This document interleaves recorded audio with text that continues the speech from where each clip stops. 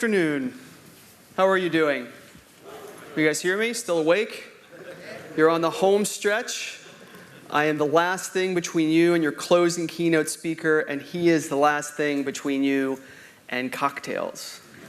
So I understand the position that I am in. My slides are up. Excellent. The first story I want to tell you is a self-centered one. I've had two careers so far in my life. I'm 42 years old, and the first career I had started in 1994. And I graduated from college, and I was hired at a company called Microsoft. And I worked on a product called Internet Explorer 1.0. And it was mostly luck that landed me on this important project. I was not really qualified to work on this product. I was a young person. But given how small the team was at the time, there may be 10 people who worked on Internet Explorer 1, I was given a lot of responsibility very quickly. And the fundamental ambition, regardless of what you think of Internet Explorer, the product as it is now, it's fine if you don't like it. I don't work there anymore. Cocktails will help us get through that conversation if you want to talk about that later. But I was chartered with leading a team of developers and designers in making new things. That was the goal. I was supposed to lead a team of people developing new ideas, building them, and then launching them to the world. That's one framework for thinking about what innovation is when you make it really simple. You're making new stuff, you're going to build it, and you're going to put it out into the world. Now, as a 22-year-old or 23-year-old, I realized I had no qualifications for doing this. And it was a great act of confidence that I was given that opportunity. And I took it very seriously. So while I worked on doing that kind of work, and I learned from my bosses, and I learned from my coworkers, people who had far more experience at making products, at the same time I became an amateur historian. I wanted to understand, given that innovation, as much as we like to believe it's some new concept, innovation and creativity is ancient. Very, very old. We've been developing new ideas for things for as long as we have been a species, as long as we've been in civilizations. So I wanted to go back and I wanted to understand what some of the famous people actually did. What did Da Vinci do? What did Thomas Edison actually do? Not what was in the movies or was in the legends, all these little stories. I wanted to find out what they did before they became famous, before they had their big idea. Because that's where I was. And that's also where you probably are. There's a tremendous bias we have in how we talk about history, that we favor things that worked out well. And we focus on stories we can tell where we know the outcome. So I wanted to go back. And so I quit working in the software industry about a decade ago, and I became an author. And many of my books follow the same spirit of trying to explore how ideas work, and using history and examples from the past that we think we know because they're legendary, but digging in and doing better research to understand what actually happened and what the proper lessons to learn from are. So the book I'm going to talk to you about today is The Myths of Innovation. It was a popular book in the United States. It came out about 6 or 7 years ago. If you want the slides from everything I'm going to show you, you can actually grab them right now on the web. You don't need to do that, as I am your storyteller and entertainer, but should you want them later, I will put this URL up at the end of my talk as well. So to get started, the name of this conference involves unusual sources. So I'm going to offer you some unusual sources for thinking about innovation, pulling from different industries and seeing what we can learn from fields that we are not generally as familiar with in the business and tech community. So here's a picture of Bob Dylan. Anybody know who this gentleman is? Tesla, very good. Who said that? I'll buy you a drink later. All right, how about this guy? He's holding the device that he is credited with inventing, the computer mouse. Anybody know? Doug Engelbart.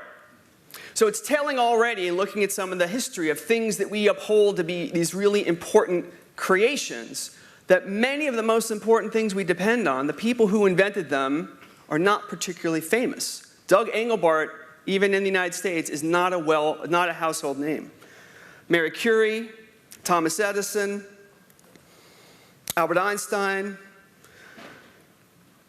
You can go on and on and on, and when you dig up these legendary people, probably including whoever for you are your heroes, entrepreneurs, technologists, if you dig up when they were doing the work that they eventually became famous for, they shared certain commonalities. And one of the most important ones from my perspective is the humility they had about the work they were doing. The word innovation has probably been used 100 times today. It was not a popular word up until about 1960. So for the history of all the amazing things we have invented, that was not a word that we needed. Same thing's true for many of the other words that we use. They had very practical notions of what they were trying to achieve. Instead of worrying about how inventive they were, or how radical or disruptive what they were doing was, they picked really hard problems and they committed themselves to trying to find solutions to those problems. If you pick a really hard problem, you will eventually be forced to be creative because traditional solutions and approaches will not work. So my first lesson for you is simply about humility and using things like Occam's razor and simplifying the work that you're doing so you don't get caught up in your own ego and the hubris around language. So there's a bunch of words that I always recommend people basically stop using. Innovation, disruption, game-changing, breakthrough. I'm a writer, so I know exactly how cheap words are. Words are free. There's no licensing bureau that's going to knock on your door and say, that email you just sent, sorry, not radical. That's never going to happen. So I know in all the places that I go, thinking of those legendary characters, those legendary people, and how simple their language was. They didn't need these fancy, jargony terms. And if I go into an organization and I hear these terms a lot, that's a really good indicator that none of these things are actually happening. If you're doing work that's interesting and challenging, where you're taking on really big problems, you don't need to pump up the language to make it seem important. It's naturally important. If you're working on it with a team of people that's trying to cure cancer, you don't need to talk about radical game-changing disruptions. The goal itself is powerful. So that's my first lesson for you. Now, it'd be unfair of me to do that and not offer you some definition of the word. I really do believe you're better off using it as little as possible, primarily because it's been abused to mean many different things. In some cases, it's meant to be creativity, to offer an idea for something that's never been used before, or heard of before. Do something that's novel. That's one usage. Another one is a product that's successful in the marketplace.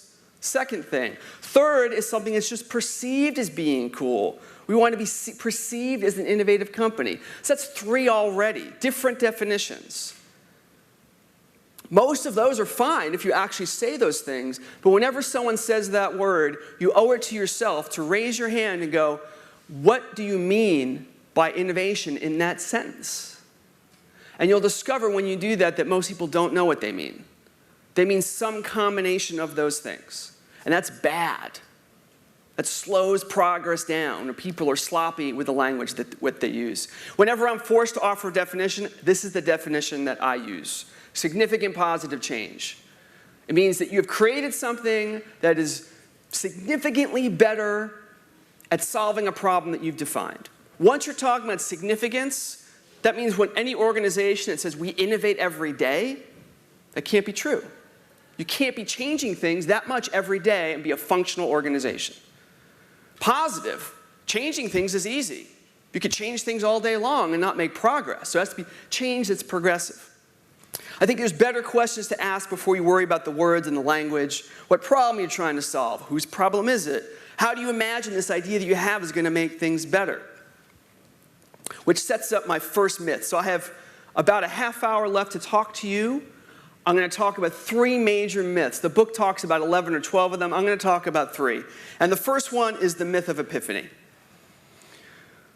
In most popular media, for the last 300 or 400 years, basically since the Renaissance, there's been this certain kind of story that we love to tell about ideas. And it usually involves a magic moment, a flash of insight. So people will talk about how the airplane was invented or how the web was invented. And journalists today will ask inventors of things, well, when did you first get the idea? Where were you? What kind of underwear were you wearing? What kind of shirt did you have on? And we like those facts because they're very tangible to us. It makes the whole mystery of creativity become normalized, these questions. What were you wearing? What were you doing? What time of day was it? But they teach you nothing about how to actually invent. So the most popular story, and for the book, I studied lots and lots of these stories. The most popular one, probably in the Western world, is the story of Newton and the apple. And as the story of Newton and the apple is told, at least in the United States, Newton was sitting under a tree, an apple fell and hit him on the head, and that's how gravity was discovered. Have you guys heard a version of the story like this? Just raise your hand. Do you guys have the apple hitting on the head? Have you heard that before? Because in America, we like to amp up the violence in every story. So somebody's got to get hit by something, otherwise we won't pay attention. So Newton is credited with inventing gravity, which makes no sense. For thousands of years, many cultures had we built the pyramids, Romans built the aqueducts. These all required complex engineering understanding and a basic comprehension of gravity and how weight works and tension works. So we understood gravity. That's really not what Newton did. That's not what he became famous for. He became famous for coming with a unified system that tied together leaves falling off a tree and the clouds moving in the sky and the planets moving in space. He came up with a system that tied it all together, a complex mathematical system. That's what Newton actually did. And whether or not Newton actually saw an apple fall, I've researched it fairly thoroughly, and it's speculative at best. There was a story he told a lot, but it became a story that he liked to tell for the same reasons all these stories are fun to tell. It encapsulated and excited people because it made it seem like this is something anyone could do. You'll know you're hearing a myth of epiphany when it makes something seem so accidental that it could happen to anybody. In the story, as is told, Newton is not an active participant. He's sitting under a tree. The apple's doing the hard work. The apple's the motivating force. And in many stories of accidental discoveries, that's what we're meant to believe. And that implies that there's certain people who are gifted and talented at finding ideas, and then there's the rest of us who are not. If an apple did fall, it best represents Newton's process. And Hal talked earlier today about process and habits, and I totally agree with that view of creativity. That if you want to be creative, it means daily practice. So whenever you hear a story about an invention or a company that was started and where the idea came from, the first thing to do is ask the question, well, wait, what happened 5 minutes before? What happened the day before, the week before, the month before? Was there a pattern of behavior? Was this the first tree that Newton sat under? And the answer to that question is actually no. Newton kept journals. We know a lot about his thinking. He asked questions for lots of things. Why does the wind move in this direction? Why does light refract when it goes through glass with these particular dimensions? He asked questions and questions, and then he spent his time, just like all the Mary Curie and Bob Dylan, he spent his time pursuing answers to those questions, as difficult as they might have been. Which leads us back around to the word experiment. That having an idea, I actually think, is pretty easy. There have been great books about brainstorming and creative exercises to do to improve your creativity for decades. And you can argue for as long as we've had guilds and people who taught each other about artistic practice, it goes back even longer than that. If you simply want to generate more ideas, it's something you can learn from many, many books. That's not the hard part. The hard part is being willing to do the work and put your own reputation and time and money behind one of your ideas. To be willing to experiment and take the idea out of your head where it can be perfectly polished in your brain, it can be perfect, and put it out into the world, where it has to meet the harsh reality of how much more complicated it is once you try to do something. In businesses and organizations, the complications often are organizational.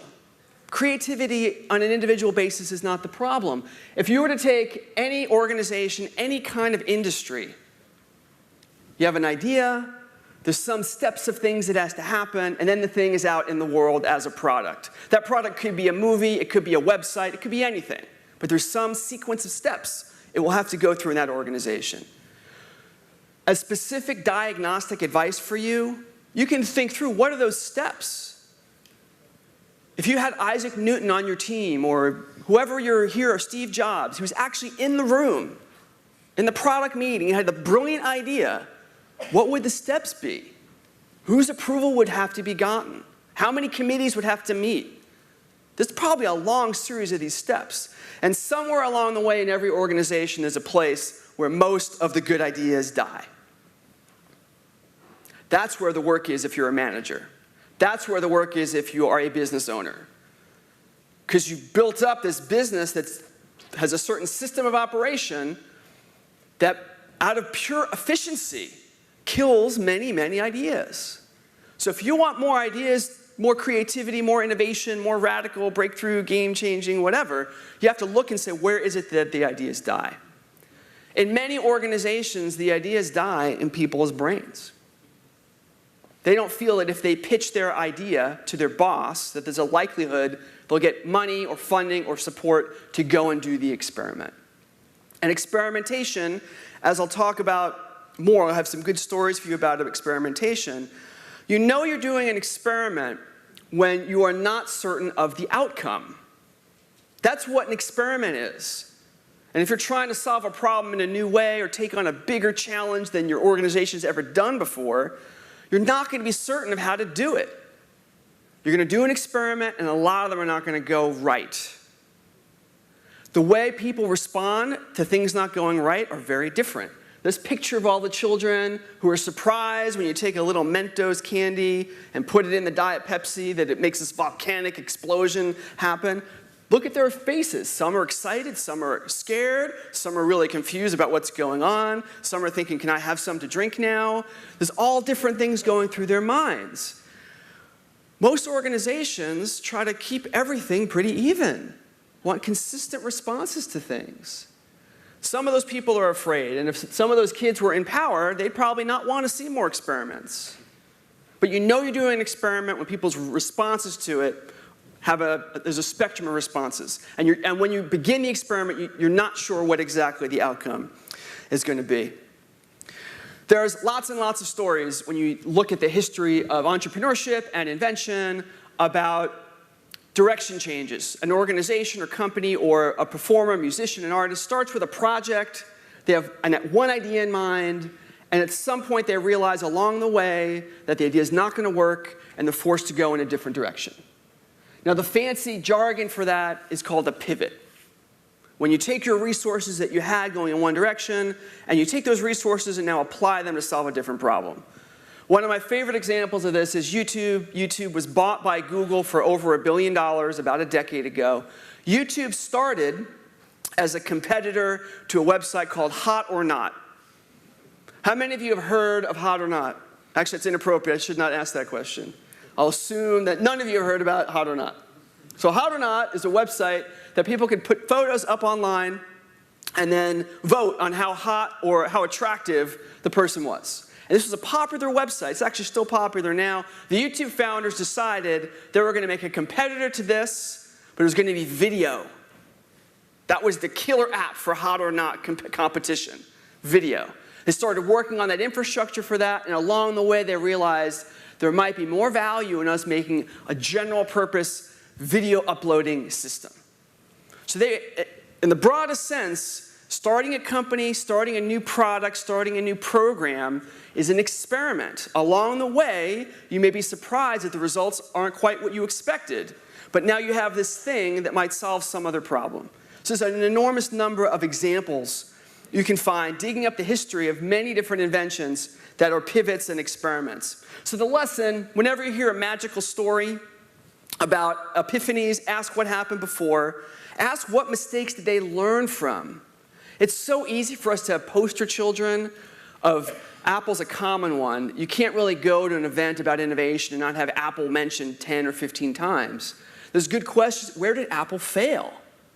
The Newton. Steve Jobs, where did he fail? He started a company called Next. What happened there? What lessons did he learn that led to their future successes? That's a much better question to ask than listening to these stories again and again about perfect sequences of events. Lastly is this point about experimentation. If you want creative thinking, that means there has to be an investment and a support system for people to try things out where they're not sure of the outcomes. So my second myth for you has to do with our poor understanding of the history of innovation and a specific element of innovation. And it all has to do with him. Captain Kirk from Star Trek. I blame the entire problem with innovation on Star Trek. And the reason why I blame Star Trek, or your preferred captain, it doesn't matter, the fundamental elements of the show Star Trek are the same. Every episode of Star Trek, which is basically a show about exploration, every episode starts, they found a new planet. The universe is an enormously large place, mostly devoid of planets. I think we've found like 500 of them now in the infinity of space. But on the show, every episode starts, new planet. And not only is it a new planet with people on it. And then within a minute, there's a new planet with people, they speak some variant of English, and something is stolen or broken, and now we're off and running. We have an hour of exciting drama, and that's what we think exploration is like. That it always works out. There's always something found.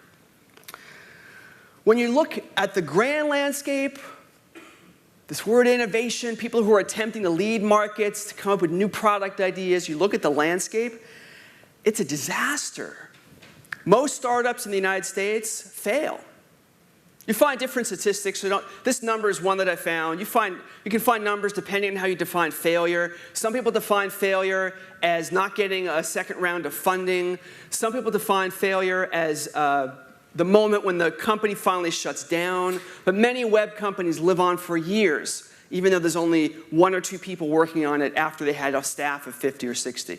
But a huge percentage fail. Captain Kirk is given this model of exploration where you're always succeeding, you're always finding something. But exploration is predicated on the idea that you have a map, and only part of the map is known. Most of the map is empty space.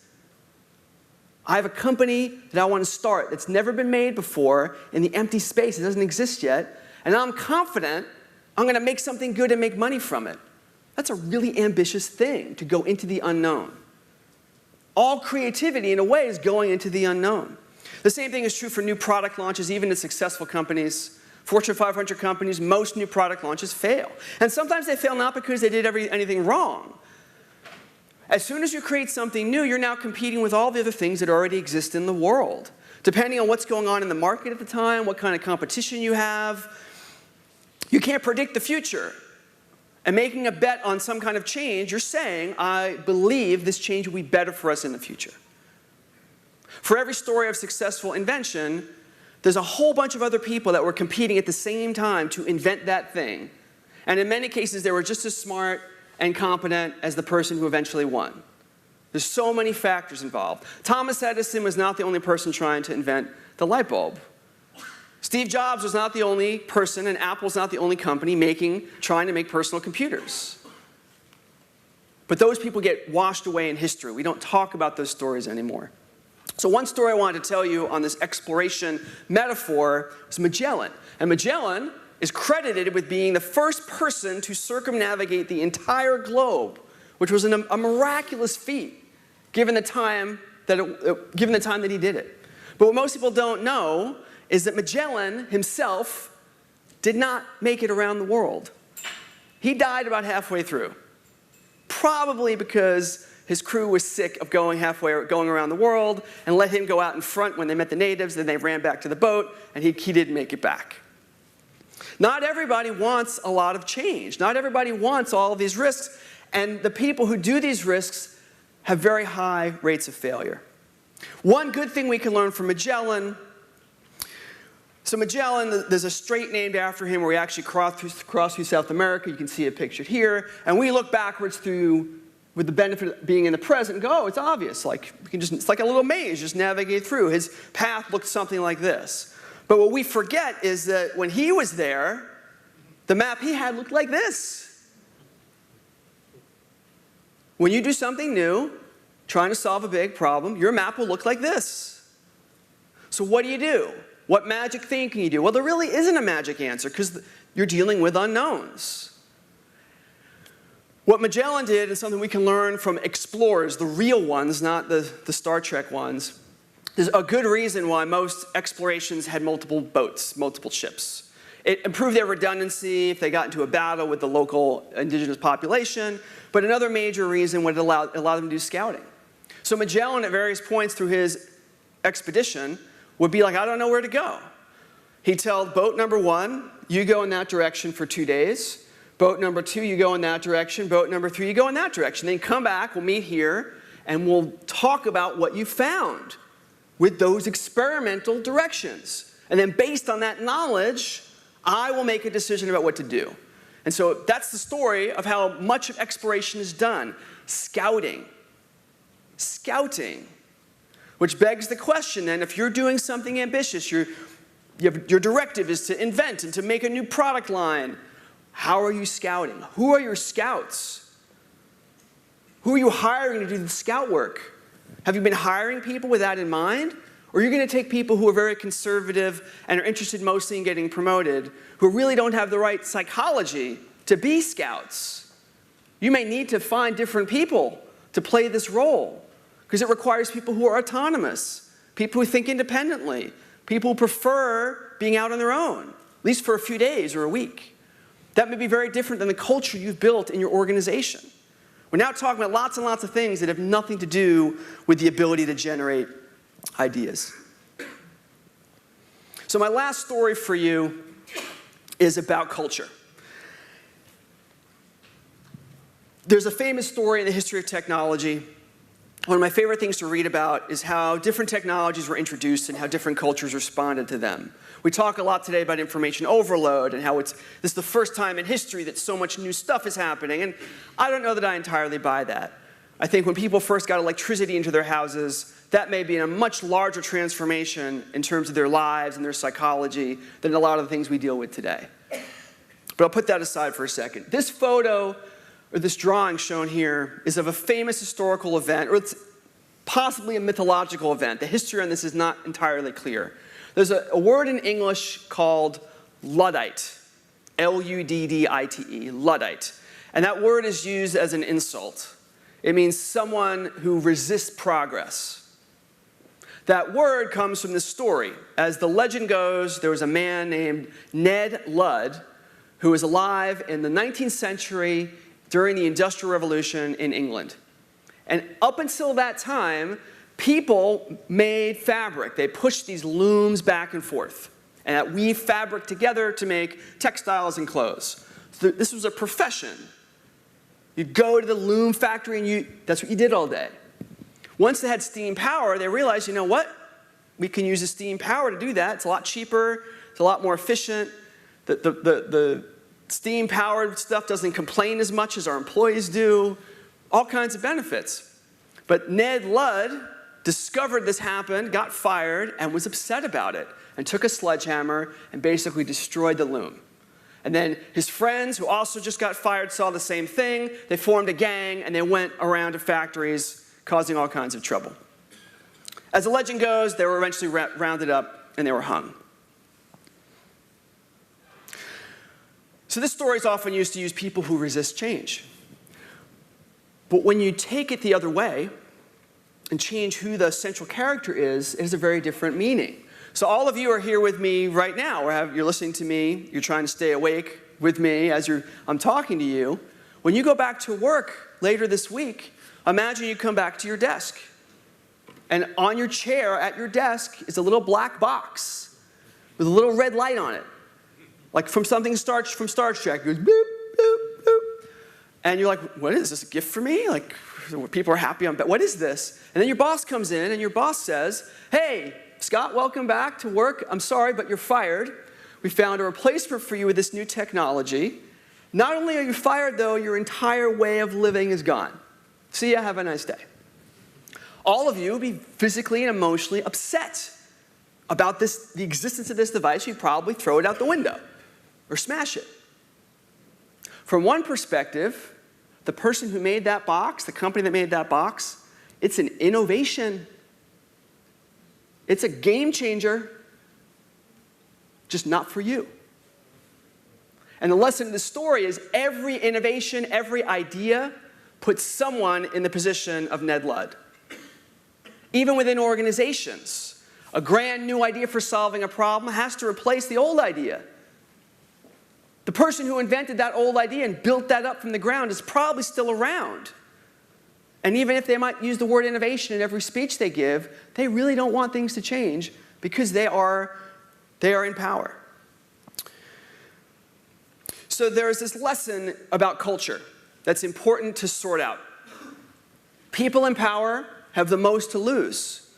Innovation requires changing things, so there's a fundamental challenge. You cannot uphold all of the traditions of the past while at the same time act and believe that you want change. You can't do both. Innovation and change requires changing a tradition. So much of what goes on in organizations has little to do with creativity and little to do with methodologies. It's about power. And who has enough power in an organization but still is hungry enough to want to make change happen in it. There's a very good reason why most in our world, in the tech sector and business world, why so much of progress happens at small companies, entrepreneurial companies, where there's 3 people, 4 people, 5 people. There's no established hierarchy yet. No one has any legacy they're trying to protect. There's no committees yet. They can take risks because everyone, you only need to convince 3 or 4 people. Now, this theory about innovation is not mine. It's an old theory from anthropologists who study culture. There's a famous book by Rogers called Diffusion of Innovation. And he documented in different cultures why certain people would adopt certain steam power or boiling water for food or all different sorts. Why? Why this culture and not that culture? His work is the basis for modern marketing. He coined the term early adopter, late adopter. That whole framework of thinking comes from him. We borrowed it and reused it and changed it in different ways. But there's a fundamental view of progress and creativity. It's about culture and anthropology rather than intellectual prowess or how creative you are. Now, my last story for you ties all these things together. And my last story for you is about a company called 3M. Now, 3M is most famous for making Post-it notes, the little sticky notes that are popular everywhere. In fact, the movie shown after the lunch break had people covered in Post-it notes. That's because of 3M.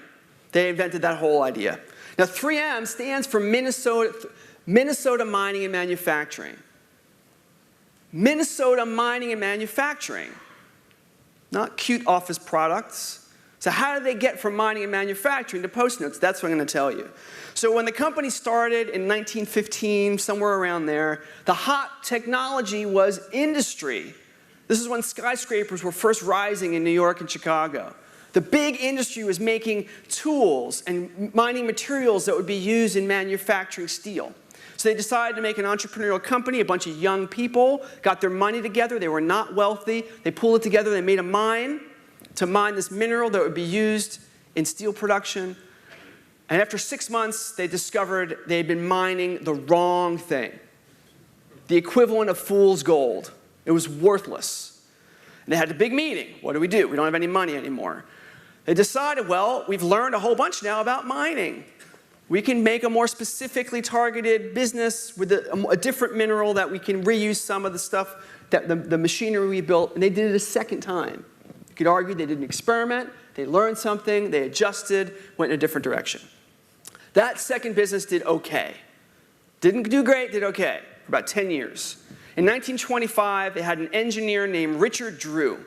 And Richard Drew had a client who was visiting to show the latest sandpaper. They actually started making sandpaper. They would get this mineral that could be applied to a piece of fabric and be given to people who worked in manufacturing to sand things down. He went to a client, and the client was working on a car. And they wanted to be able to make the car have 2 tones of color, to be blue and red. And they didn't have a way to do it.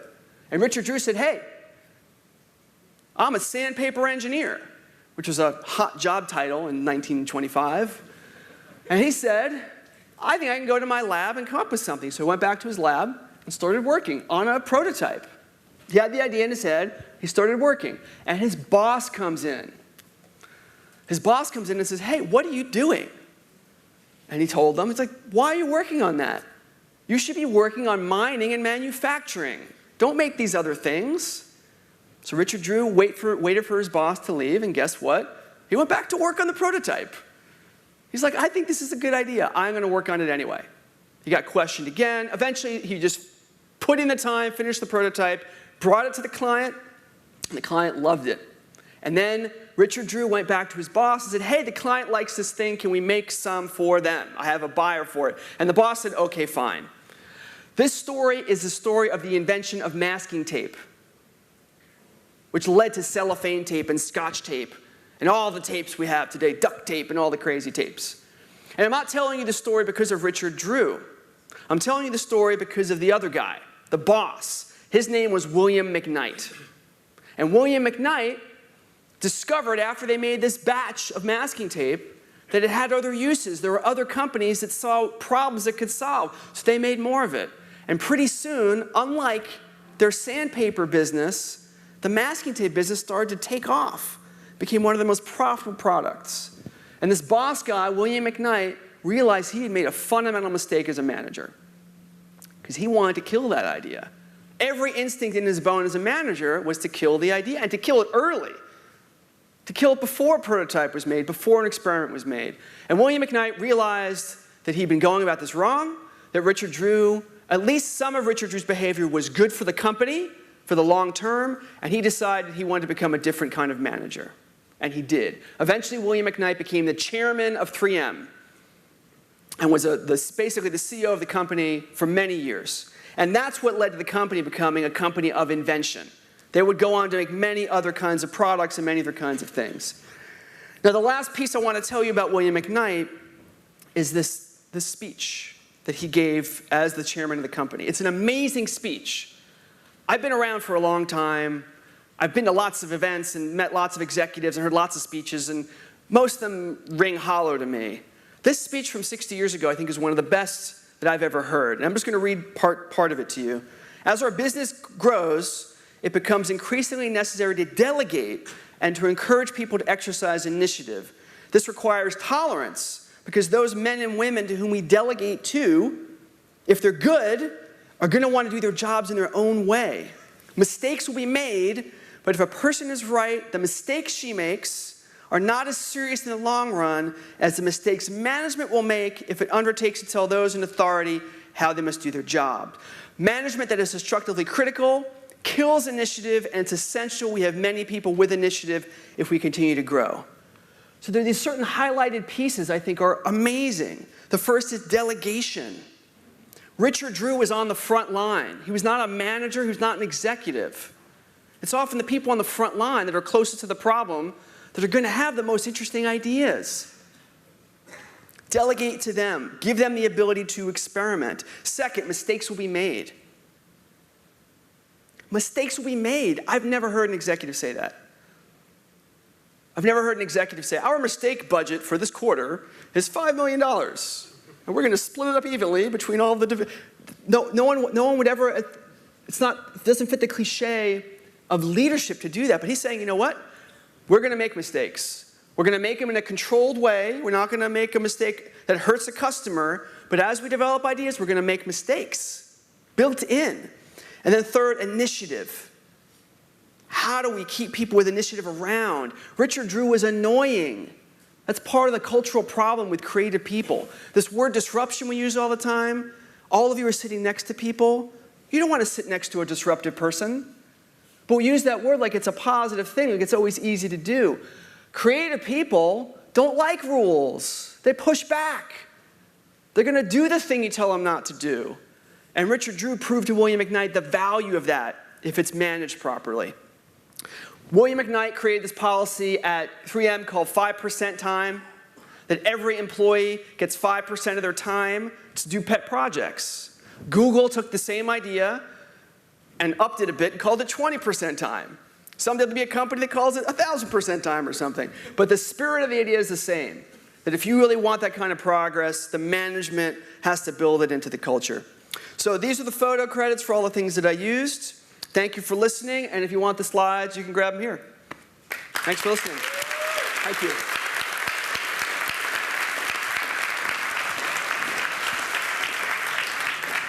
I believe we have time for at least one question or two.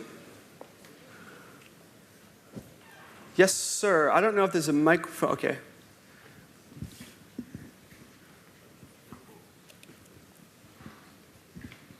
You told us that creative people will continue working on ideas even when you tell them not to. Reverse question, if you support them in experimenting, like it's good, try, are you going to unmotivate them? Oh, I see. It depends.